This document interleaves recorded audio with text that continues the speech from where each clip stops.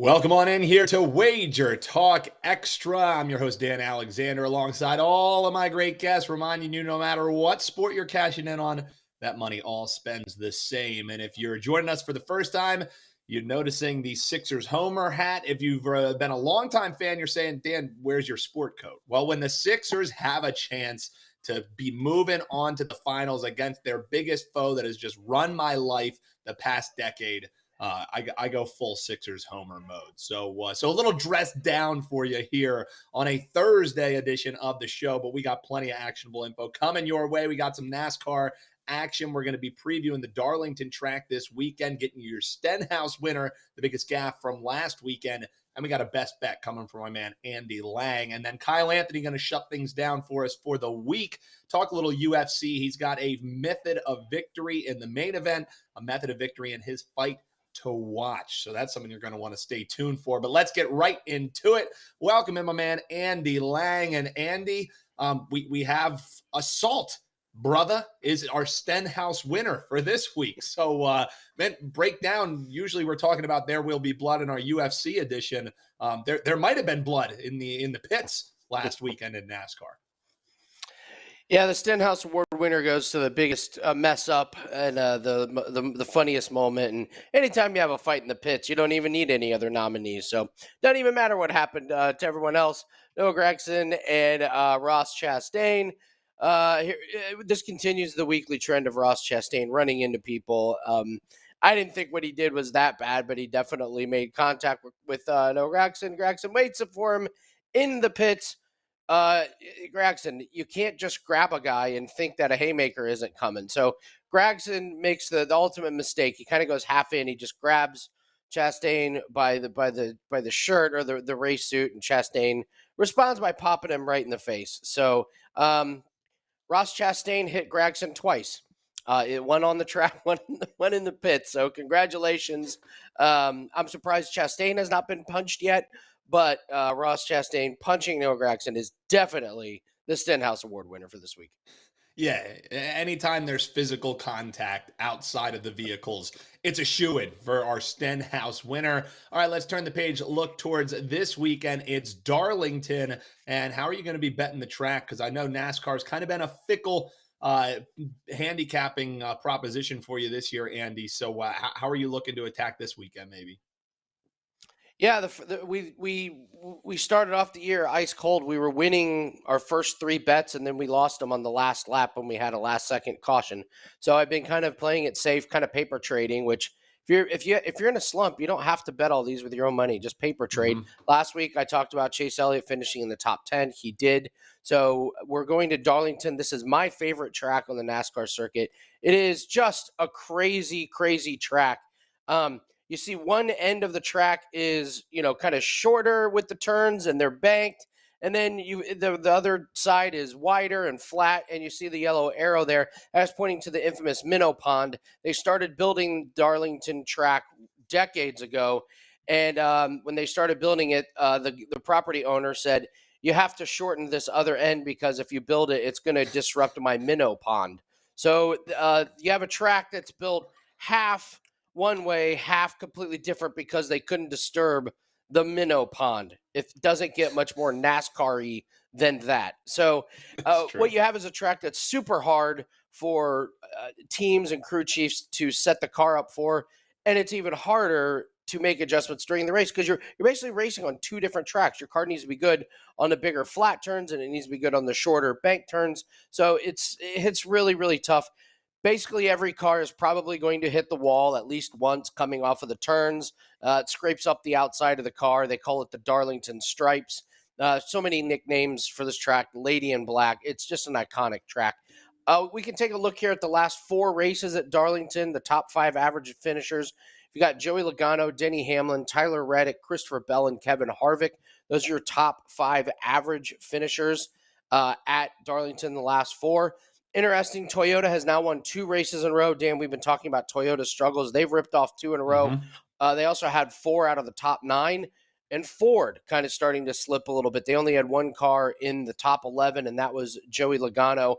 If you want to look at recent form, I took the driver averages of the last 8 tracks, except I took out the restrictor plate.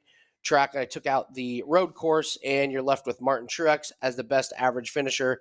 Chase Elliott second, but he only raced in 3 races. Christopher Bell, Tyler Reddick, and Denny Hamlin. So you see some crossovers there with Tyler Reddick and Denny Hamlin being good recently and good at Darlington. So when you get those crossovers, that's always a good way to look at some of these drivers here. Quick driver to fade, Chase Elliott. He finishes inside the top 10 or outside the top 30. He's a big risk, high risk, high reward, but I wouldn't put him in DFS lineups or anything like that. And an underdog might be looking at Austin Dillon. Average finish of 13th the last 4 races here. That's only 1 spot behind Kevin Harvick, so he's 6th best the last 4 races at Darlington. He's got 2 top 10 finishes in his last 4 races, and he's plus 245 to finish in the top 10.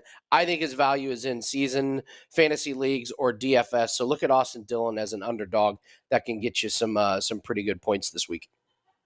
Yeah, great breakdown there, previewing Darlington this weekend, and with the minnow pond there. You know that owner, he probably went out fishing one day, and he had one hell of a day, and he was like, these minnows are magic, baby, and he was just like, you can never disturb them. Fishermen are What a a great breed. story. What a great story. Yeah. That's unreal. So, all right, if anybody takes a bath in the minnow pond, we know our Stenhouse winner for next week. You'll have to tune in to figure out that one. But best bet before we get to that, Andy, figures people might be watching this on Friday morning, and that's the perfect time to hop on a 3-day all-access pass from my man Andy Lang. Use promo code Andy3 at the checkout because it's going to be a pretty big weekend for you. NASCAR, UFC, lacrosse going this weekend. Probably the best time as ever to hop on that Andy3 promo code.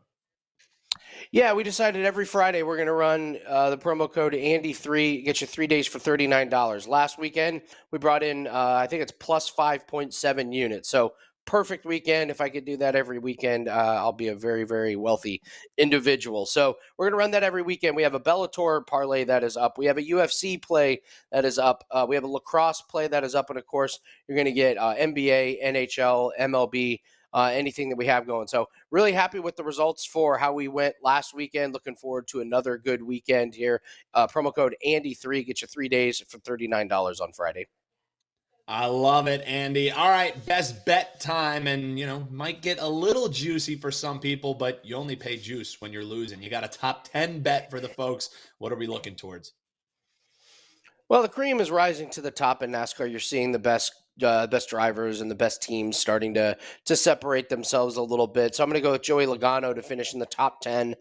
We hit our free play with Chase Elliott last week to finish in the top 10. So I'm going to use this category on top 10 again. It's minus 160.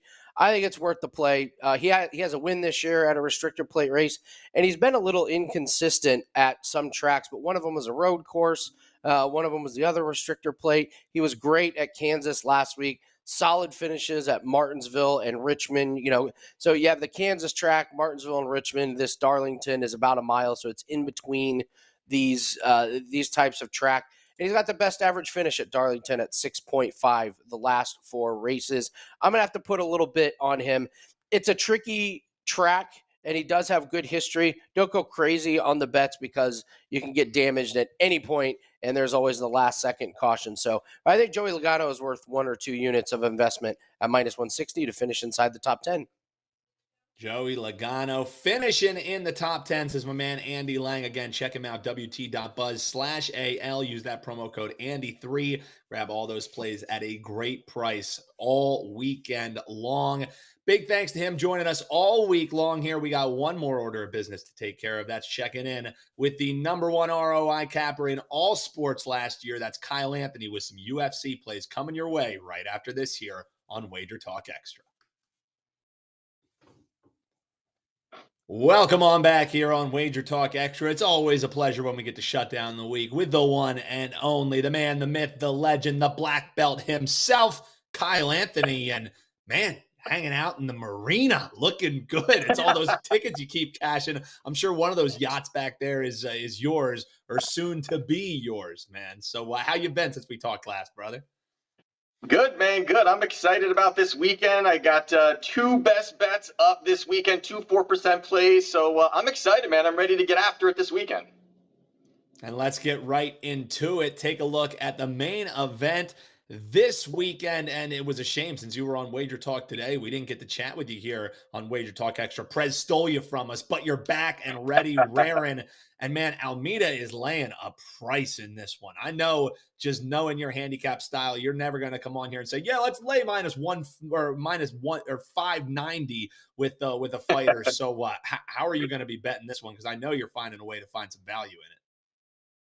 Oh, absolutely, absolutely. So this one here, when you're looking at it, Almeida, he is a monster, -590, and the comeback here for Rozenstruik, he's +390. So when you're looking at this fight here first, Almeida, he had been fighting in the light heavyweight division outside of the UFC, had looked great. That's kind of how he got his opportunity to fight on Dana White's Contender Series, and in that spot, he won. He goes into the UFC in his debut in the light heavyweight division, wins that also, and then decides, I want to go to the heavyweight division right away. He goes up the heavyweight division, wins 3 straight, all by finish, and has looked fantastic. Now, the one thing here is he's a little undersized for the heavyweight division. He's about 230 pounds. He just fought Shamil Abdurrahimov, who is 30 to 40 pounds heavier than Almeida, and even in that spot, it shows how strong he is. He picked Shamil over his head, body slammed him, kept him down there, and got the finish. You just see how strong he is. But when you're looking at this in a stylistic standpoint for Rozenstruik, his big issue is the grappling. He really has shown vulnerability off of his back, defending takedowns, and even the 2 guys that took him down kept him there. You had Curtis Blades, 30-27 him, very easy. And then the other one was Alistair Overeem, who is a striker, who went out there, took him down, beat him up, and ended up getting the ground and pound finish. So there you have it there in that. Now you've got a guy in Almeida who is going to be relentless with the takedowns, who is going to be absolutely in the first 30 seconds probably shooting. And when you're looking at that also, the big issue here is that Rozenstruik does not put out the volume. He has the power. He's got the striking. He is just very low volume. To me, when in these lapses of action, that's where Almeida can look for these takedowns, look to get the control time. And the fact that he can kind of steer clear of some of this crazy, power that Rozenstruik does have, these takedowns will be there, and he's going to keep doing that. Now, the one thing here also is the fact that about Almeida is going to stick to the game plan. He's not going to go out there like Curtis Blades has done in certain spots and kickbox, start boxing. He knows that's his path. There's no need for him to do that with Rozenstruik here. So I think he pushes forward, gets these takedowns, and is very, very methodical, very fast on his takedowns, and he can keep him there. And when you're looking at it also, Almeida is a finisher. He will absolutely go out there and fight for your money to get that finish.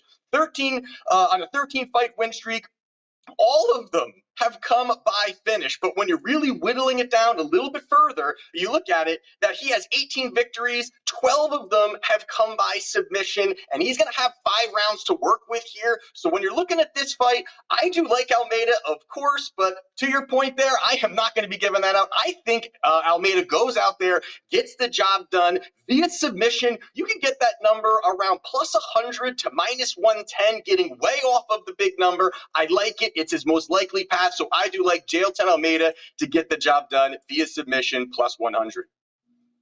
Way to take a guy who's basically -600 and find a way to get it at even money. I mean, only Kyle Anthony can do something like that and do it being the #1 ROI capper across all sports last year, the most profitable MMA bettor that we have at Wager Talk as well. So that's his thoughts on the main event. So you stick around on the card and cash some money late with our man Kyle Anthony. But you also have a fight to watch and another method of victory with Alex Morono laying the price against Tim Means.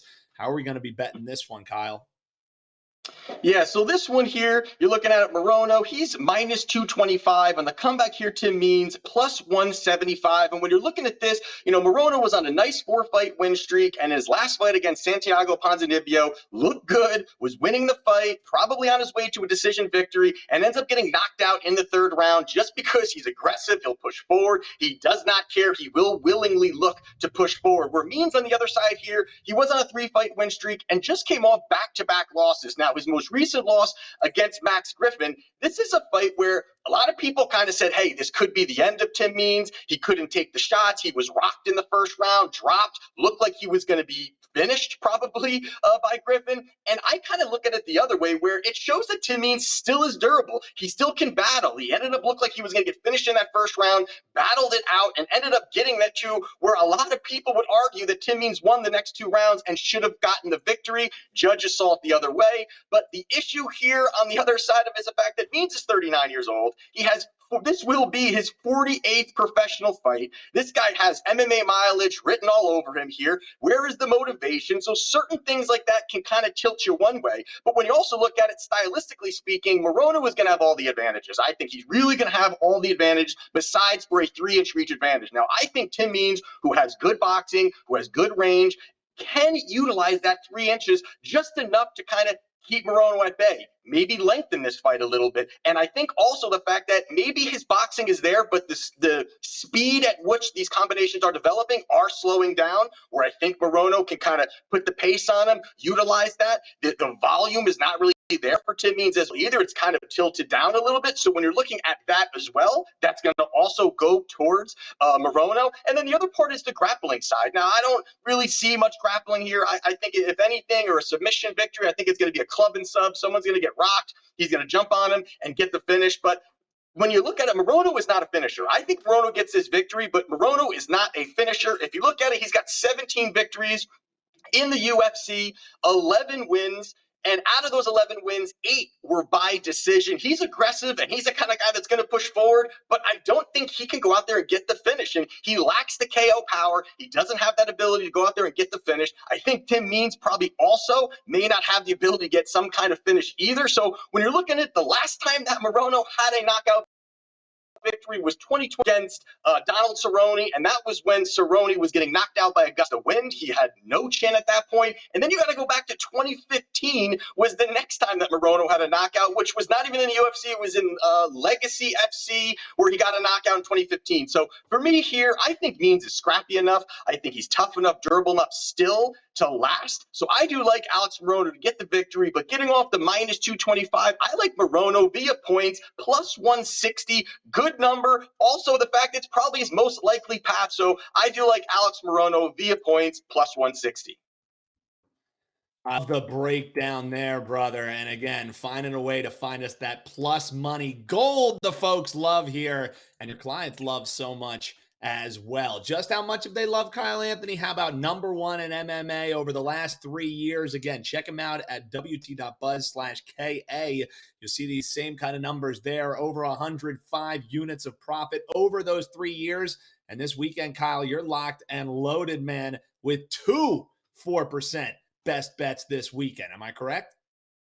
Yeah, man, I got 2 in. I actually have a third play, which is another nice plus money play. I'm excited about it. And normally I don't really like to have 2 of these or this much exposure, but I do like both of these spots, and I'm feeling really good about Saturday.